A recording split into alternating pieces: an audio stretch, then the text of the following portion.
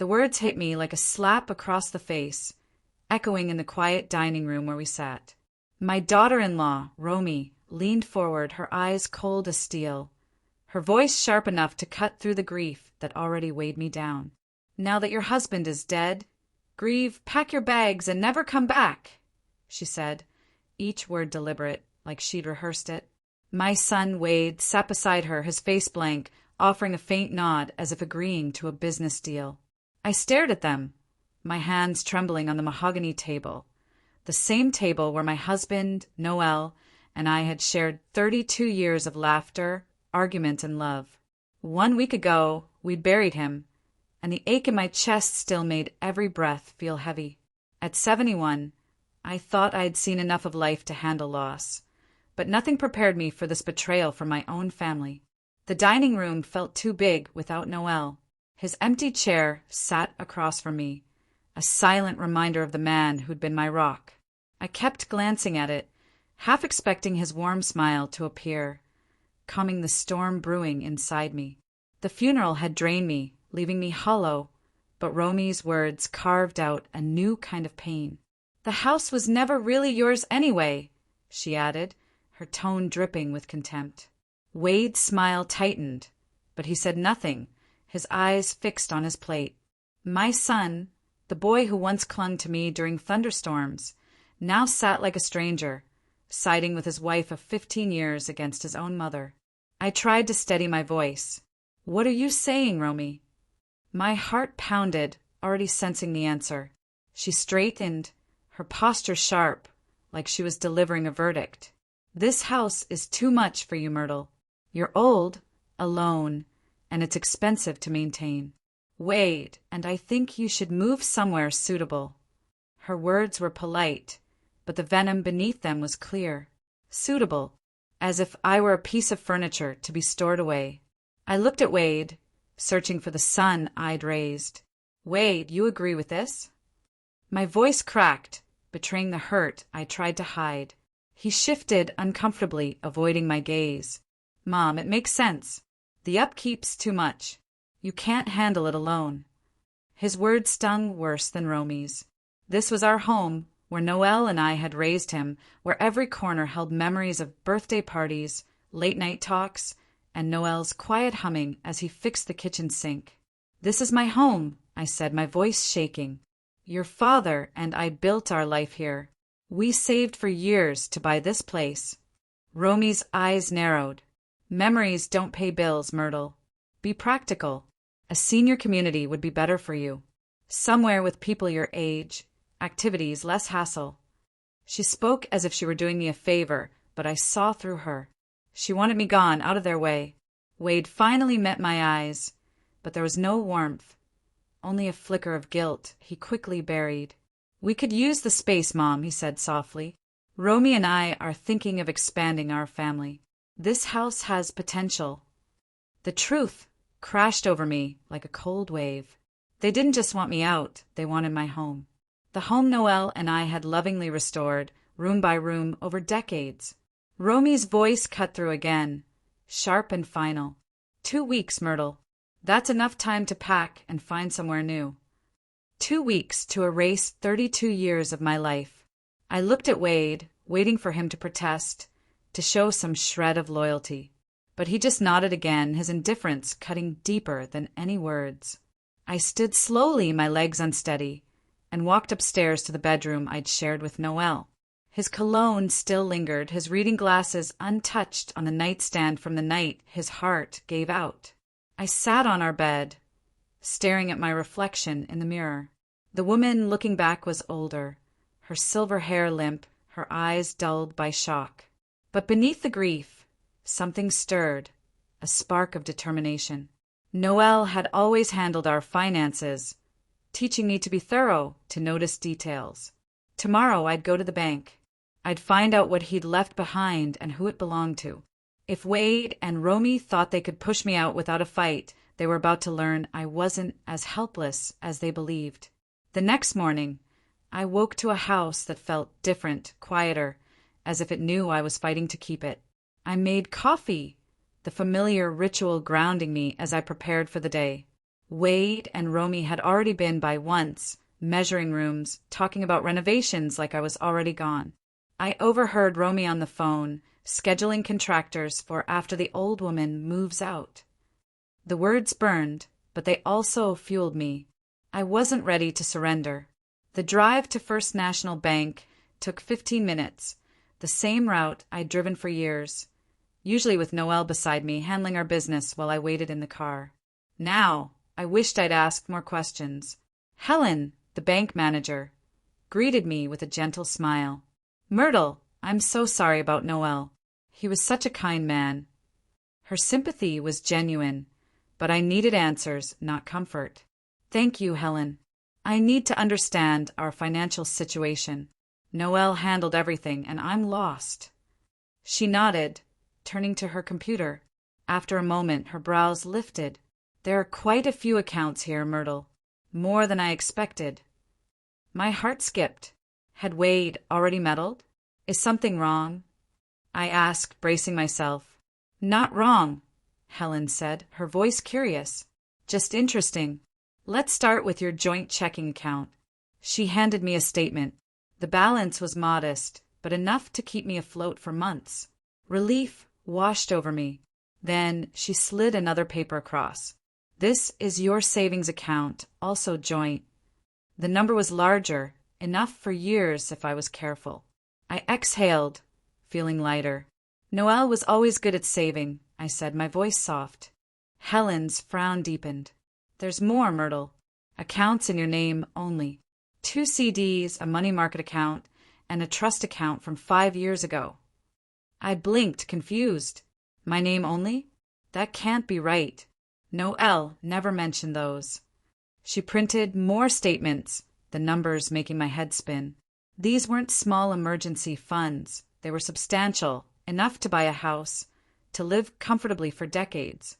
How is this possible? I asked, my voice trembling. I never signed anything. Helen's tone was gentle. You did, actually. Your signatures are on the paperwork. Noelle likely brought you in for routine updates. Maybe told you they were insurance forms. I stared at the documents, my signature clear as day, dated from years ago. He'd planned this, kept it hidden, even from me. Why would he do this? I whispered. Sometimes clients set up accounts to protect their spouse, Helen said carefully, from family pressures or inheritance disputes. Her words hit hard. Noelle had seen something in our family I hadn't, maybe Romy's influence, Wade's distance. He'd been shielding me. There's one more thing, Helen added. The trust account gets transfers from a business account. Henderson Construction Trust. I thought Noelle sold the business. My breath caught. Wade had told me the sale barely covered debts. Can you tell me about it? I asked. Helen's eyes softened. You should talk to the business accountant, Myrtle. There's more to your finances than you know. I left the bank with a stack of papers, my mind racing. Noelle had built a safety net for me, one Wade and Romy knew nothing about. As I sat in my car, staring at the statements, a text from Wade buzzed through. Mom, Romy found a realtor. We can show the house next week. Hope you're packing. I didn't reply. Let them plan. They had no idea the ground was about to shift beneath them. The morning sun filtered through the kitchen curtains, casting long shadows across the counter where I sat with my coffee. 10 days had passed since Romy's ultimatum at dinner, and the house felt like it was holding its breath, waiting for me to leave. Wade and Romy had come by twice more, their footsteps echoing as they measured walls and discussed paint colors, as if I were already gone. I'd overheard Romy on the phone again, laughing with a contractor about modernizing this old place once I was out. Each word tightened the knot in my stomach, but it also stoked the fire growing inside me. I wasn't ready to let go, not of the house, not of the life Noelle and I had built. Today, I'd take the next step to understand what he'd left me. I drove to Morrison & Associates, a small accounting office tucked in a strip mall. Noelle had always handled these meetings, saying the paperwork would bore me. Now I saw it differently. He'd been shielding me, not from boredom, but from something else. Margaret Morrison, a woman about my age with sharp eyes and a practical bun, greeted me warmly. "Myrtle, I'm so sorry about Noel. He was a good man, always fair in business." Her kindness eased my nerves, but I needed answers.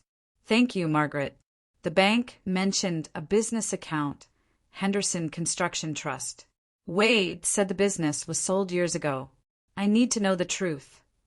Margaret's brows lifted, a flicker of surprise crossing her face.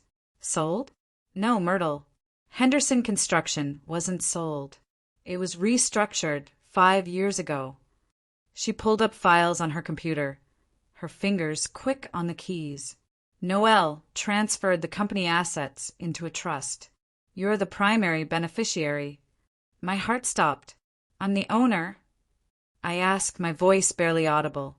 She nodded, handing me a stack of papers. "The trust owns the company and you own the trust. It's been profitable, steady clients, reliable work." I scanned the profit and loss statements, the numbers staggering. This wasn't a struggling business. It was thriving. "But Noel retired," I said, trying to make sense of it. "He wasn't working." Margaret's voice softened. "He stepped back from daily operations, but kept oversight. Tom Bradley's been running things, doing a fine job, too." Tom, Noel's loyal foreman, had been at the funeral, his grief as raw as mine. "Why did Noel tell me?" I asked, my throat tight. Margaret hesitated, choosing her words. "Noel worried about family pressures. He mentioned Wade's financial troubles, Romy's expensive tastes. He wanted to protect your future." The pieces clicked together. Every time Wade asked for a loan, every time Romy hinted at their struggles, Noel had given them money, but he'd also set aside more for me. "There's something else," Margaret said, sliding another folder across her desk. "These are loan agreements between the business and Wade. Over 5 years, he borrowed $87,000. I opened the folder, my hand shaking. Page after page showed loans, signed by Noel and Wade, with payment schedules Wade had ignored. "Has he repaid any of this?" I asked, already knowing the answer. Margaret's face tightened. "He's significantly behind. The total, with interest, is about $87,000.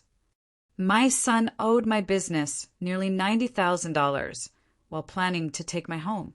"What happens to these loans now?" I asked. "As the trust owner, you can demand payment or restructure the terms," she said. "Also, Wade contacted me last month, saying he'd take over the business since Noel passed. I told him I needed your authorization. He seemed surprised you were involved." The betrayal sank deeper. Wade had been plotting to claim the business, assuming I was too naive to notice. "Margaret, can I keep the business running as is, with Tom in charge?" I asked. She nodded. "Absolutely. Tom's worried about his job. If you keep things steady, he'll stay loyal." I gathered the papers, my mind spinning. "I'd like to meet Tom soon. And please, keep this between us." She agreed, her eyes kind but firm. "Client confidentiality is sacred, Myrtle." As I drove home, my phone buzzed. Romy's text read, "Myrtle, the realtor needs the house cleaned for photos tomorrow. First impressions matter." I ignored it, my hands gripping the wheel.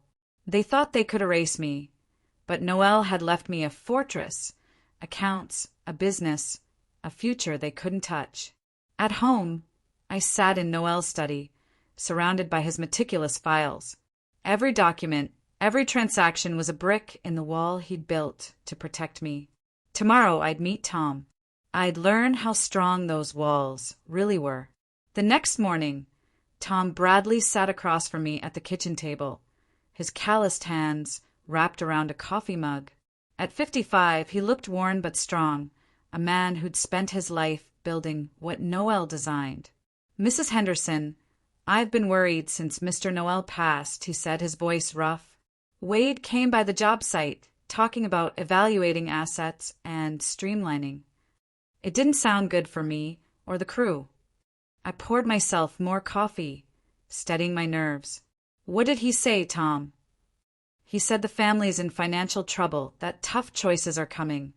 Tom replied, his jaw tight. He wanted a list of contracts, equipment, even the keys to the yard and office. My stomach twisted. Wade was circling, assuming he could take everything. What did you tell him? I asked. Tom met my eyes. That I'd need to hear from the legal owner. Mr. Noel always said to wait for proper instructions if anything happened to him. He never said it'd be Wade. Relief flooded me. Noel had trusted Tom, made him a gatekeeper. Tom, this stays between us, I said, spreading out the trust documents. I own Henderson Construction. Noel put it in my name 5 years ago. Tom's eyes widened as he scanned the papers. Well, I'll be. Mr. Noel was always 3 steps ahead. He paused, a faint smile breaking through. The business is solid, Mrs. Henderson. We've got good clients, steady work. I've kept it running like he wanted. I want you to keep doing that, I said firmly. But I need to know about Wade. Has he been sniffing around the business? Tom's expression darkened. Plenty. He'd show up when Mr. Noel wasn't there, asking about cash flow, client payments. Once he was at the bank right after we deposited a big check. Said it was a coincidence, but he was real curious. My blood ran cold. Wade had been watching, waiting for his chance.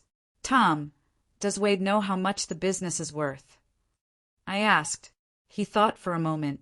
He knows it's more than he's let on, but not the full picture. Mr. Noel kept business and personal money separate, told Wade the margins were tight, but still helped him out with loans. Tom pulled out a worn notebook. I track everything. Wade's gotten $93,000 over 5 years, called loans, but Mr. Noel never pushed for repayment. Wade acts like it's his. The number hit hard, higher than Margaret's figure. Before I could respond, a car door slammed outside. Wade's Honda Pilot was in the driveway. That's my son, I whispered. Don't mention the business. Tom nodded, gathering the papers. Wade walked in without knocking, his eyes flicking to Tom. Morning, Mom. Didn't expect company. His tone was casual, but his gaze swept the kitchen, already measuring it for sale. Tom stopped by to check on me, I said smoothly. Wade shrugged.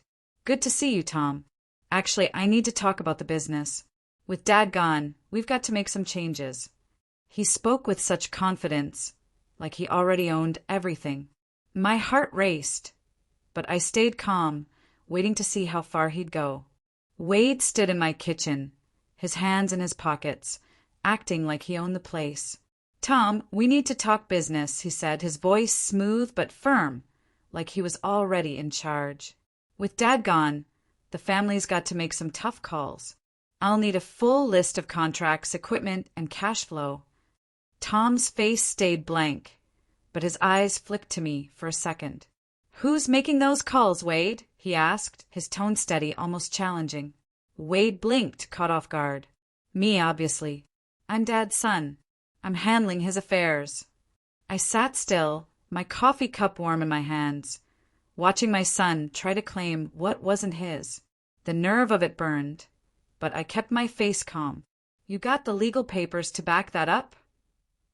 Tom pressed, his voice quiet but sharp.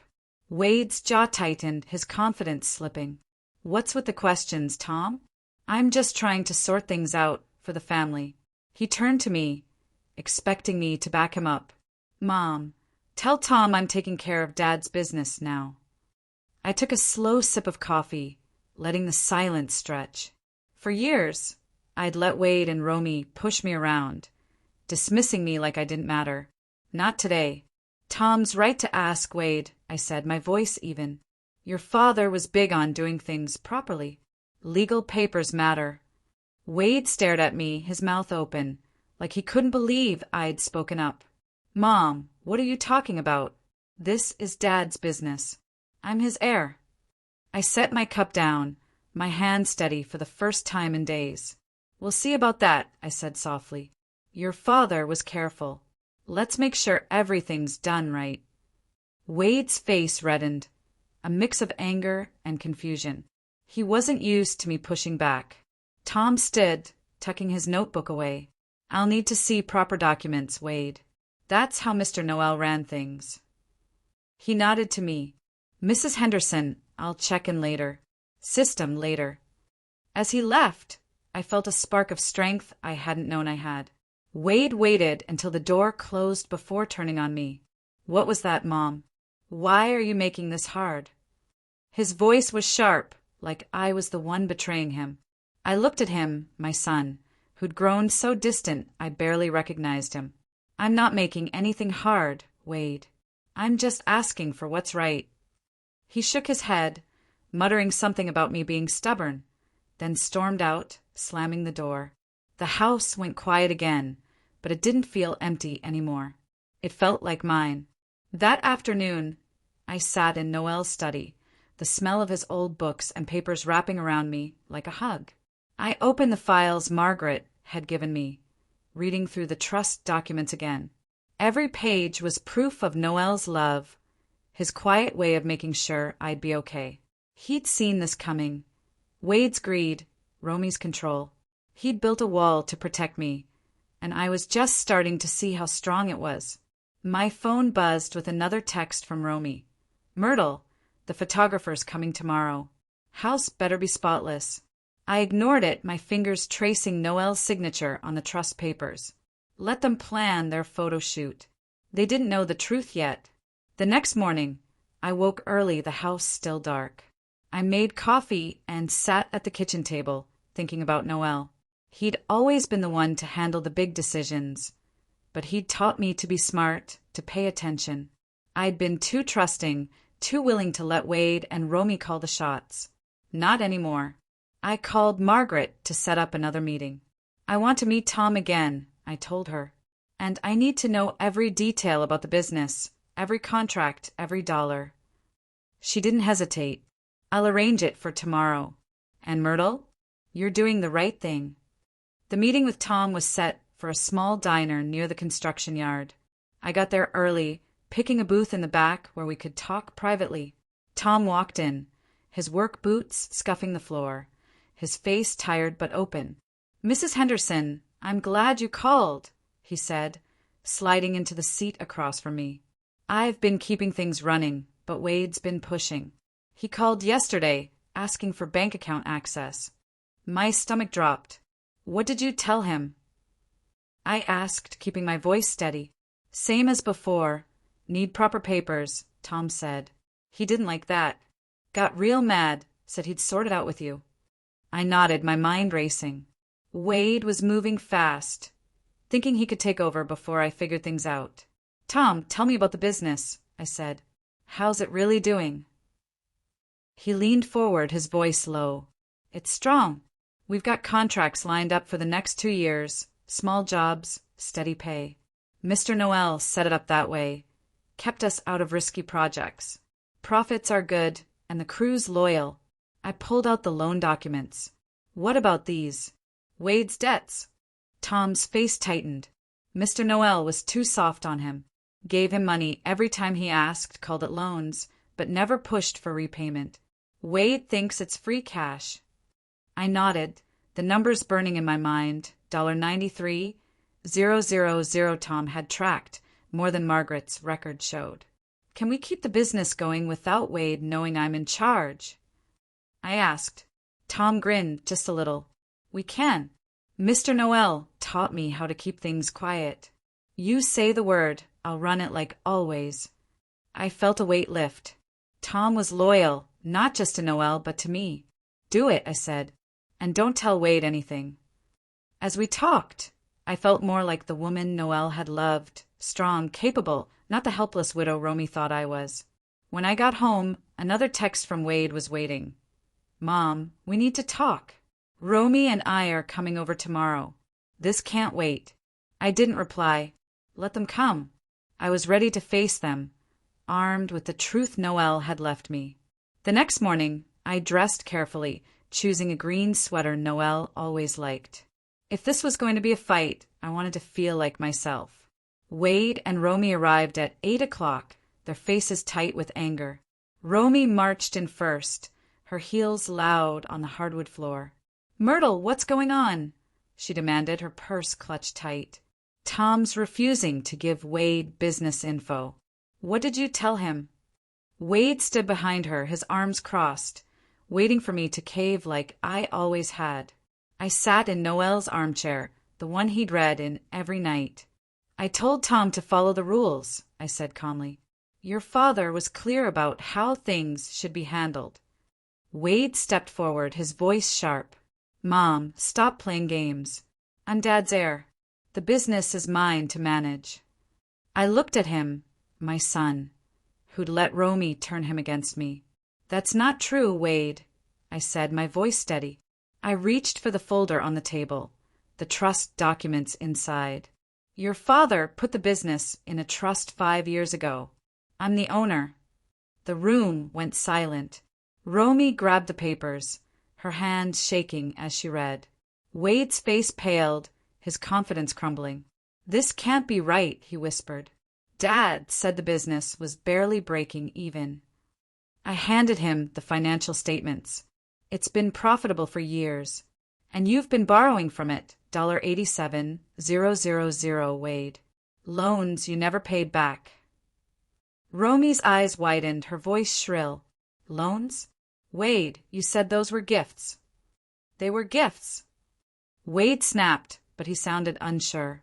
"Dad never asked for payments." I shook my head. "He did, Wade. Every loan was documented. Margaret has the records." Romy's face twisted with panic. "This doesn't change the house. That's still Wade's." I smiled just a little. "We'll see about that."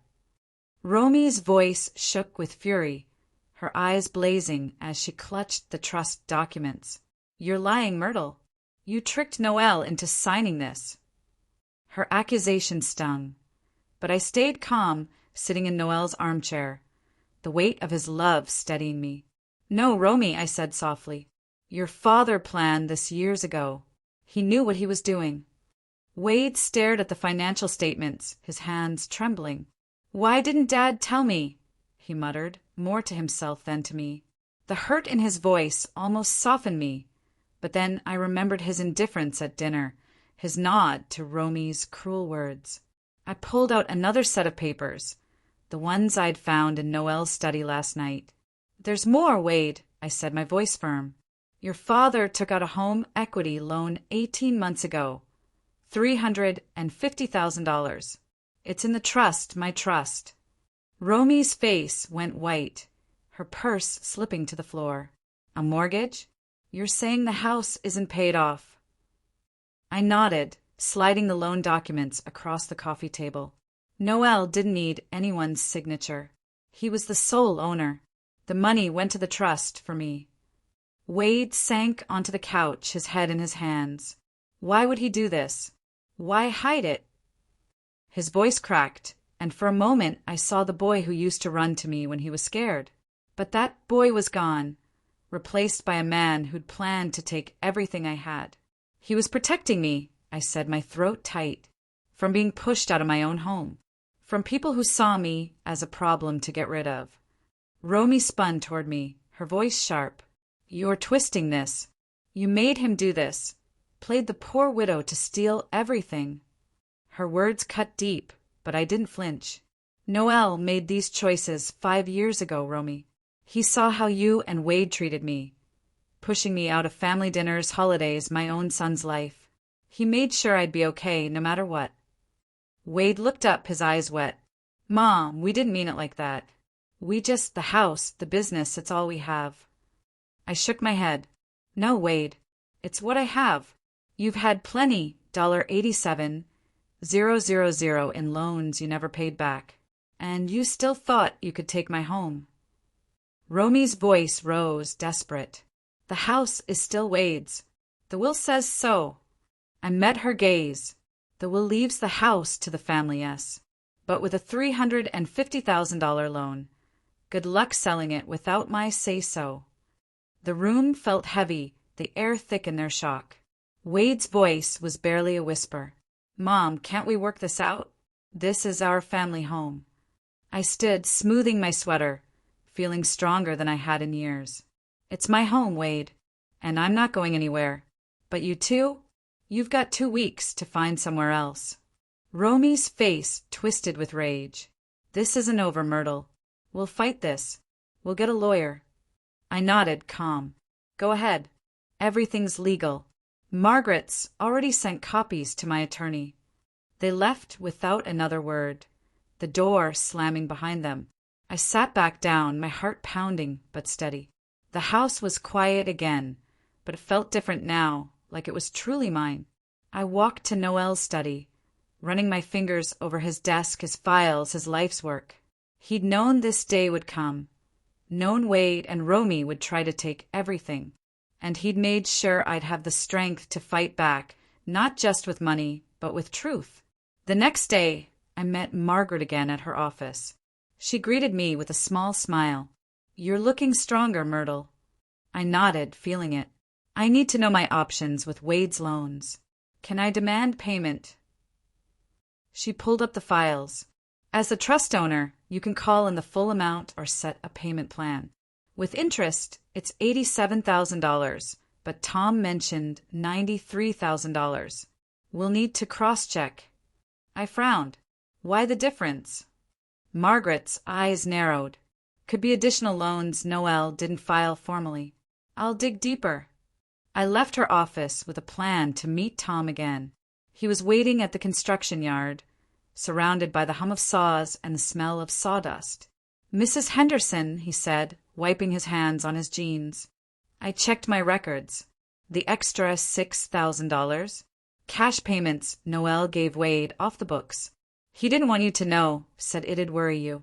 My heart ached. Even in his kindness, Noel had been protecting me, hiding Wade's greed. Tom, can the business cover the mortgage payments? I asked. He nodded. Easily.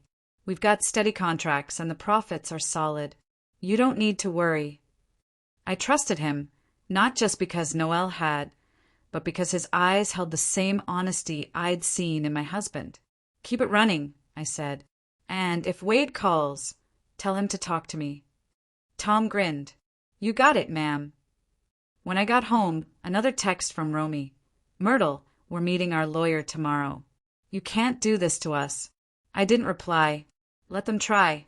Noel's documents were ironclad, and I had Margaret and Tom on my side. That night, I sat in the living room, looking at a photo of Noel and me from our 30th anniversary. His smile was warm, his arm around me, promising he'd always take care of me. And he had, even now. The grief was still there, sharp and heavy, but so was something new, a fire I hadn't felt in years, a belief that I could stand up for myself. The morning after Romy and Wade stormed out, I woke to the sound of birds outside my window, their chirps a small comfort in the quiet house. I made coffee, the familiar routine grounding me as I sat at the kitchen table, staring at the trust documents spread out before me. Noel's handwriting on a sticky note caught my eye, for Myrtle always. My throat tightened. Even now he was with me, his love woven into every careful plan he'd made. But the hurt from Wade's betrayal lingered, sharp and raw, like a wound that wouldn't close. I'd raised him, loved him, and now he saw me as an obstacle to his plans. My phone buzzed, pulling me from my thoughts. A text from Wade. Mom, we need to talk. This is getting out of hand. Can we meet today? I stared at the screen, my fingers hovering over the keys. Part of me wanted to hear him out, to believe he could still be the son I remembered. But another part, the one Noel had strengthened with his foresight, told me to stay firm. I typed back, not today, Wade. I need time. I hit send and set the phone down, my heart heavy but resolute. I drove to the diner to meet Tom again, needing his steady presence to keep me grounded. He was already there, sipping coffee, his work boots tapping lightly on the floor. Mrs. Henderson, he said, his voice warm but serious. Wade called again last night. Wanted to know why I'm being difficult. I told him to talk to you. I nodded, a small smile tugging at my lips. Tom's loyalty felt like a gift, a reminder that not everyone saw me as disposable. Thanks, Tom said. What's the latest with the business? He leaned forward, his hands clasped around his mug. We're solid. Just signed a new contract for a community center remodel. Good money. 6 months' work. The crew's happy and clients trust us. His pride in the work was clear, and it warmed me to know Noel's legacy was in good hands. And Wade? I asked, my voice quieter. Tom's face darkened. He's been sniffing around again. Showed up at the yard yesterday, asking about equipment values. I shut him down, said I'd only talk to the owner. I exhaled, relieved but angry. Wade wasn't giving up. Can you keep things running without him knowing I'm in charge? I asked. He nodded, his eyes steady. Done it for years. Mr. Noel taught me how to keep things tight. Wade won't get a thing unless you say so. I trusted him completely now, not just because of Noel, but because he treated me like I mattered. Keep it that way, I said, and let me know if he tries anything else. Back home, I found a voicemail from Margaret. Myrtle, I've gone through the records. The $6,000 difference in Wade's loans? Cash withdrawals Noel made for him, undocumented. I've got receipts, though. Call me. I called her back, my hands shaking as I dialed. Margaret, how did I miss this? I asked when she picked up. Her voice was gentle. Noel didn't want you to worry. He'd give Wade cash, call it a favor, but he kept receipts in case it ever mattered. He was always looking out for you. I hung up, my chest tight with gratitude and grief. Noel had known Wade's weaknesses, seen Romy's influence, and still tried to help them while protecting me. I walked to his study, opening a drawer I hadn't touched since his death. Inside was a small notebook, his handwriting neat and precise. It listed every cash payment to Wade, dates and amounts, with a note.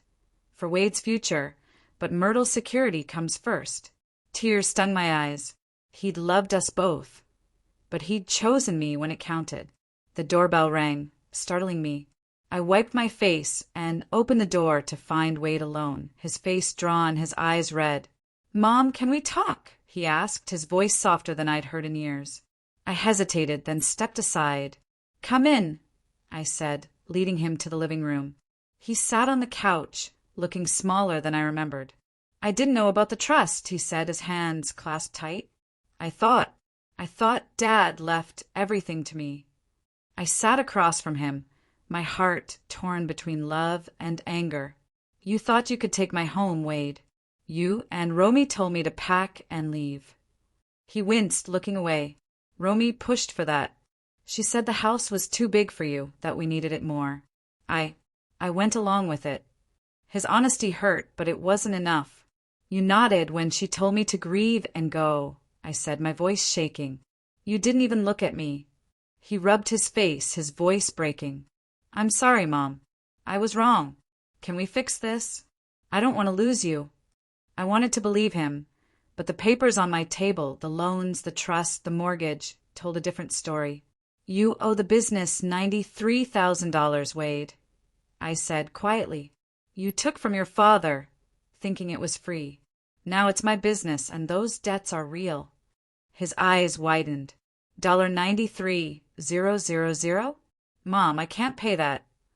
You'll have to, I said, my voice firm. The business is mine, and I'm not letting it go. Neither is the house. He stood, pacing, his hands in his hair. Romy's talking to a lawyer. She thinks we can fight this. I nodded, calm. Let her try. Your father's plans are solid. My lawyers already got everything. Wade stopped, looking at me like he was seeing me for the first time. You're different, Mom, he said softly. Stronger. I stood, meeting his gaze. I had to be, Wade. You and Romy left me no choice. He left without another word, his shoulders slumped. As the door closed, I felt a mix of sadness and power. Noel had given me more than money. He'd given me the strength to stand up to my own son. That night, I sat in the kitchen, the house quiet around me, and promised myself I'd keep fighting for Noel, for me, for the life we'd built. The days after Wade's visit felt like walking on a tightrope, balancing grief and determination. I woke each morning to the quiet of the house, the absence of Noel's soft humming still a fresh ache. But the documents on the kitchen table, trust papers, loan records, mortgage details, reminded me I wasn't alone. Noel's love was in every signature, every careful plan to keep me safe. I sipped my coffee, staring at a photo of us from a summer picnic years ago, his arm around me, both of us laughing. That memory fueled me, but so did the sting of Wade's betrayal, his assumption that he could erase me from my own life. My phone buzzed with a new text from Romy. "Myrtle, our lawyer, says we have a case. You'll hear from us soon." The words were meant to scare me, but they only sharpened my resolve. I called Margaret right away. "Romy's talking about a lawsuit," I said, my voice steady. Margaret's tone was calm but firm. "Let them try, Myrtle. Noel's documents are airtight. Your lawyer, James Patterson, has everything he needs. I'll send him the extra receipts for Wade's cash payments." I thanked her, feeling a rush of gratitude for her loyalty and Noel's foresight. I met James at his office later that day, a small space filled with books and the smell of old coffee. He was a precise man, always on time, his gray suit as neat as his thoughts. "Myrtle, good to see you," he said, motioning to a chair. Margaret sent the documents. The trust, the loans, the mortgage, all legal, all in your favor. I nodded, my hands clasped tight. Wade and Romy are threatening to fight. Can they win? James leaned back, his eyes steady. They can try, but they won't. Noel was thorough. The trust is yours, and Wade's debts are documented. If they push, they'll only dig themselves deeper. I exhaled, relief mixing with the weight of what was coming. "What about the house?" I asked. "They think it's theirs." James smiled just a little. "The will says family, but the mortgage complicates things. You control the trust, which holds the loan. They can't sell without your approval." His words were a lifeline, proof that Noel had thought of everything. "What's next?" I asked. James handed me a folder. "We wait for their move. If they sue, we counter with the loan defaults. Wade owes $93,000, and we can enforce it." Back home, I found a letter in the mailbox, Wade's handwriting on the envelope. My heart skipped as I opened it. "Mom, I'm sorry for how this went. I didn't mean to hurt you. Romy's pushing the lawyer, but I just want to fix things. Can we talk?" The words sounded sincere, but they felt hollow after everything. I set the letter aside, unsure if I could trust him. The boy I'd raised was gone, replaced by someone who'd let Romy's greed guide him.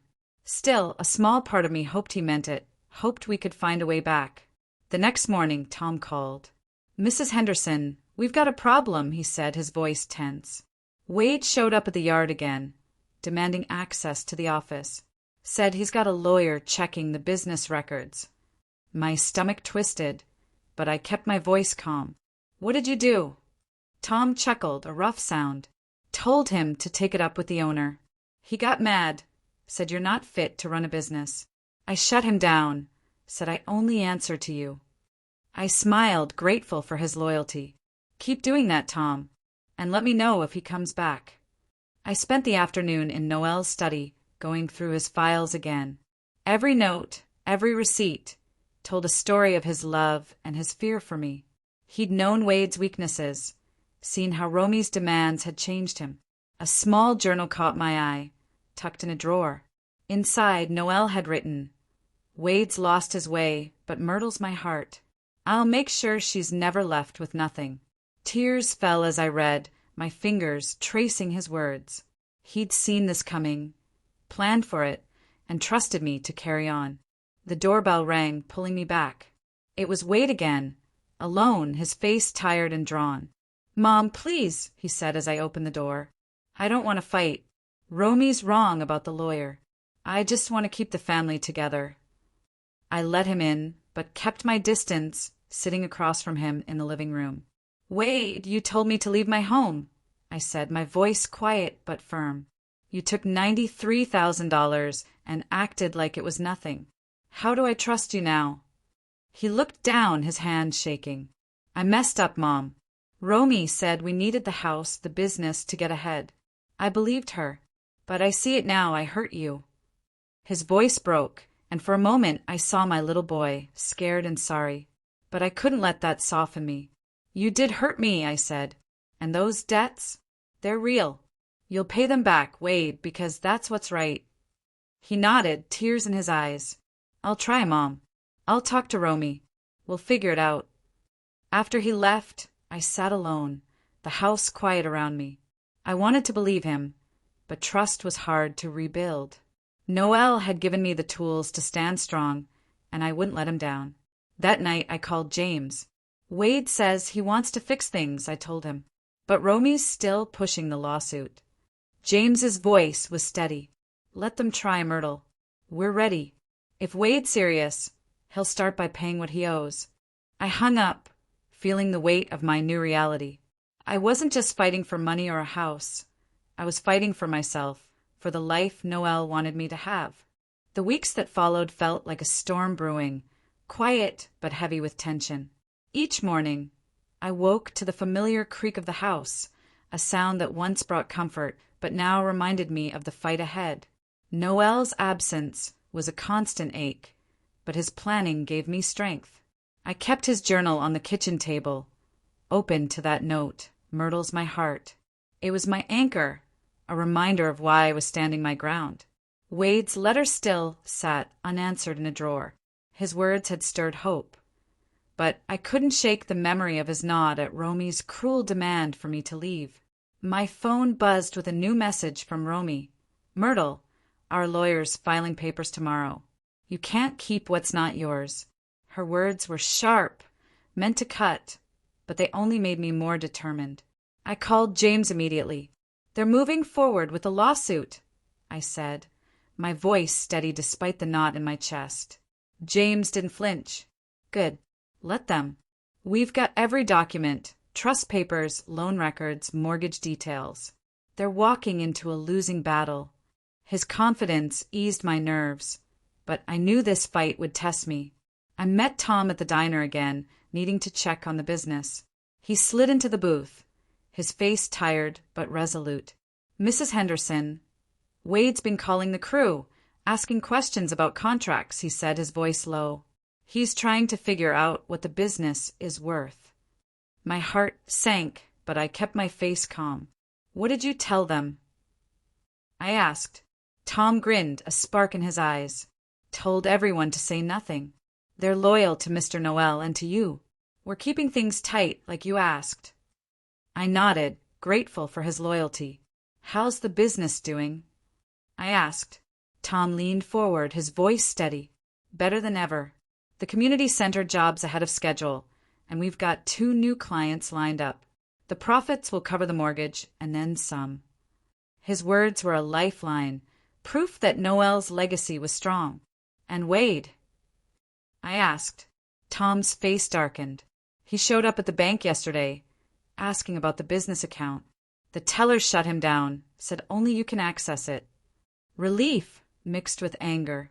Wade was relentless, but so was I. Keep him out, Tom, I said, and let me know if he tries anything else. Tom nodded, his eyes serious. You've got my word, ma'am. Mr. Noel trusted you with this, and so do I. As I drove home, I felt a surge of pride. The business wasn't just money, it was Noel's gift to me, a way to stand tall when others tried to push me down. That afternoon, Margaret called with an update. Myrtle, I found more records, she said, her voice careful. Noel set up a separate savings account 3 years ago, in your name only. It's got $50,000 tied to the trust. He never told anyone. My breath caught. Another secret, another layer of protection. Why didn't he tell me? I asked, my voice shaking. Margaret's tone softened. He wanted you to have options, Myrtle. He knew things with Wade and Romy weren't right. This was his way of making sure you'd always be okay. I hung up, my eyes stinging with tears. Noel had seen the cracks in our family long before I did. I walked to his study, pulling out his journal again. A new entry caught my eye. If Wade pushes too far, Myrtle will need to know her strength. I've given her the tools. I closed the journal, my heart full of love and resolve. Noel had believed in me, even when I hadn't believed in myself. I wouldn't let him down. The doorbell rang and my stomach tightened. It was Wade, alone again, his face pale and drawn. "Mom, please," he said as I opened the door. "I don't want to fight. Romy's pushing the lawsuit, but I don't want it. I want to make this right." I let him in, sitting across from him in the living room. "Wade, you hurt me," I said, my voice steady. "You took money, planned to take my home. Words aren't enough." He looked down, his hands shaking. "I know I messed up. Romy's got me all twisted up, but I see it now. I owe you that money, $93,000. I'll pay it back, I swear." His eyes were wet, but I stayed firm. "You will, Wade," I said, "because it's not just money. It's about respect." He nodded, wiping his face. "I'm trying, Mom. I'm getting a second job. I'll talk Romy down." I wanted to believe him, but trust was a long road.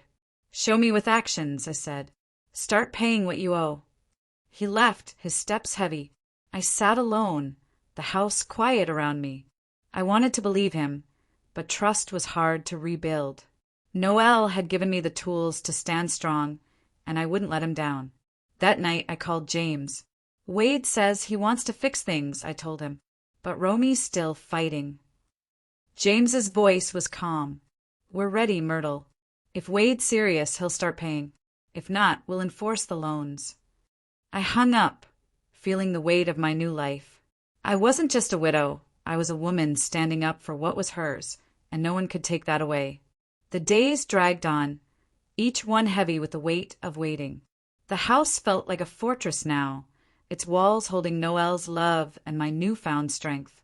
I woke early, the morning light soft through the kitchen window, and made coffee, the smell grounding me as I sat with Noel's journal. His words, "Myrtle's my heart," were a quiet promise that kept me going. But the silence from Wade and Romy was loud, like the calm before a storm. I knew they were planning something, and the thought made my stomach twist, even as I held tight to the truth Noel had left me. My phone buzzed, a new text from Romy.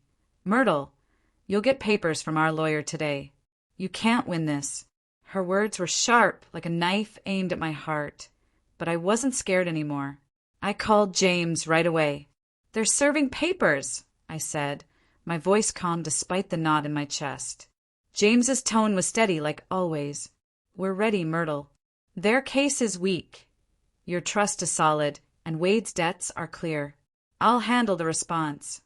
I thanked him, feeling a flicker of relief, but the fight was far from over. I drove to the construction yard to meet Tom, needing to see the business that was now mine. The air smelled of sawdust and paint, and the sound of hammers felt alive, like Noel's heartbeat still echoed here. Tom greeted me with a nod, his work boots dusty from the morning's work. "Mrs. Henderson, good to see you," he said, his voice warm but tired. "Wade called again, asking for client lists. I told him to talk to you." I smiled, grateful for his loyalty. "What's he up to now?" I asked, my heart sinking.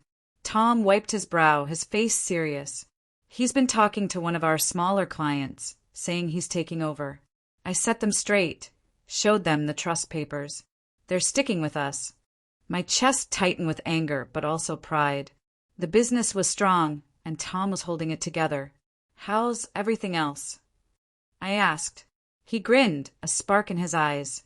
"We're ahead on the community center. Got a new job lined up for a school renovation. The crew's solid, and they're all behind you." His words warmed me, like a hug from Noel himself. "Can we keep Wade out completely?" I asked. Tom nodded.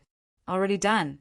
Changed the locks on the office and updated the bank access. Only you and I can get in now." I exhaled, feeling safer. "Thank you, Tom," I said, my voice soft. "Noel would be proud of you." He looked down, his cheeks red. "He'd be prouder of you, ma'am. You're stepping up, just like he knew you would." Back home, I found a thick envelope in the mailbox, legal papers from Romy and Wade's lawyer. I opened it, my hand steady, and skimmed the pages. They were claiming the trust was invalid, saying Noel wasn't in his right mind when he signed it. The accusation hurt, like a slap to his memory, but I knew it was a lie. Noel had been sharp, planning every detail to protect me. I called James, reading him the key points. "It's nonsense," he said. "We'll counter with the trust's history and Noel's mental health records. They've got nothing." I sat in Noel's study, the papers spread out, his journal open beside me. A new entry caught my eye. "If Wade pushes too far, Myrtle will need to know her strength. I've given her the tools." Tears stung my eyes. Noel had believed in me, even when I hadn't believed in myself. I closed the journal, my heart full of love and resolve. I wouldn't let him down. The doorbell rang and my heart skipped. It was Wade, alone, his face worn and tired. "Mom, I need to talk," he said, his voice low. I let him in, sitting across from him in the living room. "Romy's pushing this lawsuit," he said, his hand shaking. "But I don't want it. I'm trying to fix things." I studied him, searching for the boy I'd raised. "Wade, you hurt me," I said, my voice quiet but firm. "You took money, planned to take my home. How do I believe you now?" He looked down, his voice breaking. "I was wrong, Mom. Romy's got me all mixed up, but I see it now. I started a second job, night shifts at a warehouse. I'll pay back the $93,000, bit by bit." His eyes were wet, and for a moment I saw my son again, scared and trying. "That's a start," I said, my voice soft but firm. "But it's not just money, Wade. It's about respect. You let Romy push me out of my own life." He nodded, wiping his face. "I know. I'm trying to fix it. I'll talk to her, get her to drop the lawsuit." I wanted to believe him, but trust was hard. "Show me, Wade," I said. "Pay what you owe. Stop Romy's games. Then we'll talk." He stood, his shoulders heavy. "I will, Mom. I promise." He left, and I sat alone, the house quiet but strong around me. Noel had given me the tools to fight, but also the heart to hope. I wasn't just fighting for the house or the business. I was fighting for what was right, for the life Noel wanted me to live. The morning sun spilled through the kitchen window, warming the table where I sat with my coffee. The house was quiet, but it felt alive, like Noel's spirit lingered in every corner, cheering me on. His journal lay open, his words a steady hand on my shoulder. "Myrtle's my heart." I traced the letters, my chest tight with love and loss. The fight with Wade and Romy was wearing me down, but I wasn't giving up. Their lawyers' papers sat in a neat stack, a threat I refused to fear. Noel had built me a shield, and I was learning to wield it. My phone buzzed, breaking the quiet. A text from Wade. "Mom, I got Romy to hold off on the lawsuit. Can we talk?" "I'm trying." My heart tugged, wanting to believe him, but the memory of his silence at that awful dinner kept me cautious. I typed back, "Show me, Wade. Start paying what you owe. Then we'll talk." I hit send, my hand steady but my heart heavy. He was my son, but he'd hurt me, and trust wasn't something I could just give back. I drove to James's office, needing to know where we stood. He greeted me with a nod, his desk cluttered with papers but his eyes sharp. "Myrtle, their lawyer's fishing," he said, sliding a document across. "They're claiming undue influence, saying Noel wasn't himself when he signed the trust. It's weak. We've got his medical records, witness statements from Margaret and Tom. They don't have a leg to stand on." I nodded, relief washing over me. "What about Wade's debts?" I asked. James's face hardened. "We can demand the full $93,000 now, or give him a payment plan if you're feeling generous." I thought of Wade's tired eyes, his promise to try. "A plan," I said, "but he has to stick to it." James nodded, jotting a note. "I'll draft a proposal, $500 a month, starting next week. If he misses a payment, we enforce the full amount." I agreed, feeling a mix of hope and caution. I wanted Wade to step up, but I wasn't naive anymore. "And the house?" I asked. James smiled. "Yours, Myrtle. The trust controls the mortgage. They can't touch it without you. Back home, I found a small package in the mailbox, no return address. Inside was a photo of Noelle and me, taken at Wade's high school graduation. We were smiling, Noelle's arm around me, Wade grinning between us. A note was tucked inside, in Wade's handwriting. Found this in storage. I'm sorry, Mom. I'm trying. Tears stung my eyes, the memory of that day so vivid. Wade so proud, Noelle beaming. I set the photo on the mantel, my heart torn. Was this his way of reaching out, or just another way to soften me? I called Tom to check on the business, needing his steady voice. He answered from the yard, the sound of drills in the background. Mrs. Henderson, we're good, he said, his tone warm. The school job's confirmed, and the crew's working hard. Wade tried calling again, but I told him to talk to you. My stomach tightened. What did he want? I asked. Tom paused, said he's got a buyer for some equipment. I said, no way, not without your say-so. I exhaled, grateful. Good.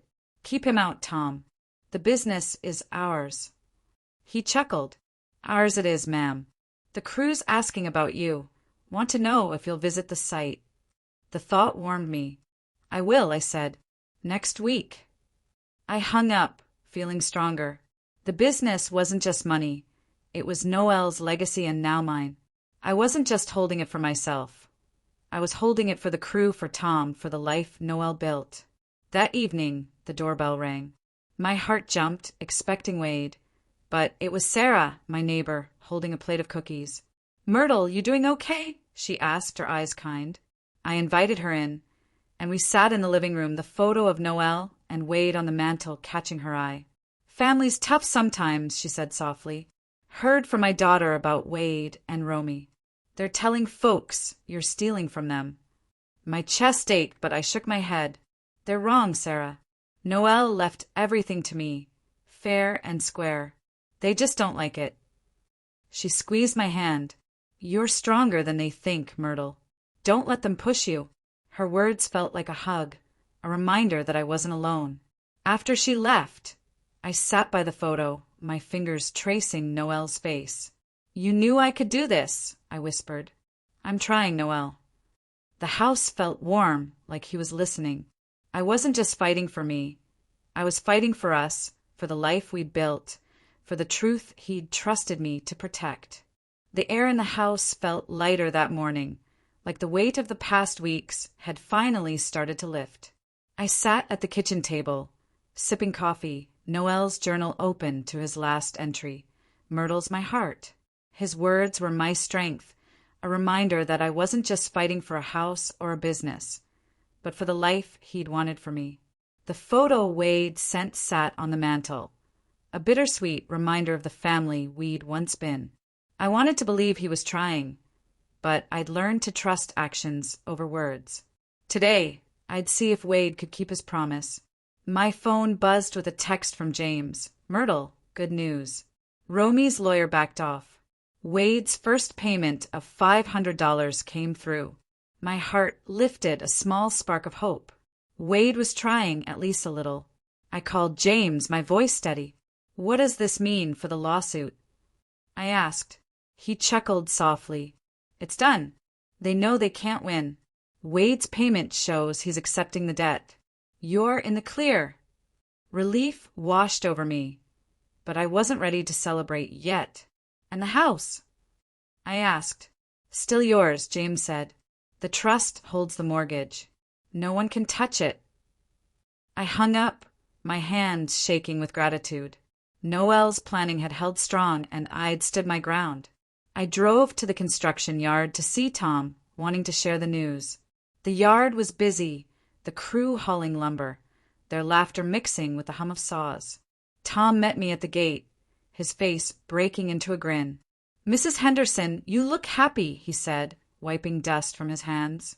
I smiled, feeling lighter than I had in weeks. The lawsuit's over, Tom. Wade paid the first $500. We're keeping the business. His eyes lit up. That's great news, ma'am. The crew'll be thrilled. They've been asking about you. I followed him to the community center site, where the workers greeted me with nods and smiles. One, a young man named Carlos, shook my hand. "Mr. Noel was good to us," he said. "We're glad you're keeping things going." Their warmth filled a hole in my heart, like I was part of something bigger than myself.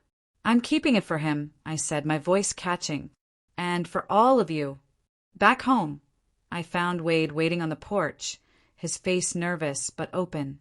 "Mom," he said, standing as I approached, "I paid the first $500. I'm working nights now, and I'll keep it up." I studied him, searching for the boy I'd raised. His eyes were tired but honest. "That's a start, Wade," I said, my voice soft but firm. "But it's a long road. You hurt me, and that doesn't just go away." He nodded, looking down. "I know. She's not happy, but I told her no more lawyers. I want to fix this." I let him in, and we sat in the living room, the photo on the mantel watching us. "Why'd you send that picture?" I asked, my voice quiet. He swallowed hard. "I found it packing up some stuff. It reminded me of when things were good. I want that again, Mom." My heart ached, but I kept my guard up. "Then keep paying what you owe," I said. "And respect me, Wade. Not just with money, but with how you treat me." He nodded, his voice breaking. "I will. I'm sorry for everything." After he left, I sat alone, the house quiet but warm. I walked to the mantel, touching the photo, Noel's smile steadying me. "I did it," I whispered. "I kept our home." The grief was still there, but so was pride. I had faced my son's betrayal, Romy's cruelty, and come out stronger. Noel had given me the tools, but I'd found the courage to use them. I wasn't just a widow. I was a woman who'd fought for her life and won. That night, I visited Sarah, my neighbor, and told her everything. She listened, her eyes kind, and squeezed my hand. "You showed them Myrtle," she said. "Noel would be so proud." I smiled, feeling his presence. "He gave me what I needed," I said, "but I had to choose to fight." The lesson was clear. Strength isn't just given, it's built, one hard choice at a time. I'd learned to stand up, not just for my home, but for myself, and that was a legacy worth keeping. Moral lesson. True strength comes from facing betrayal with courage and holding fast to what's right, even when it's hard. Trust in yourself, and the love of those who believe in you can carry you through any storm.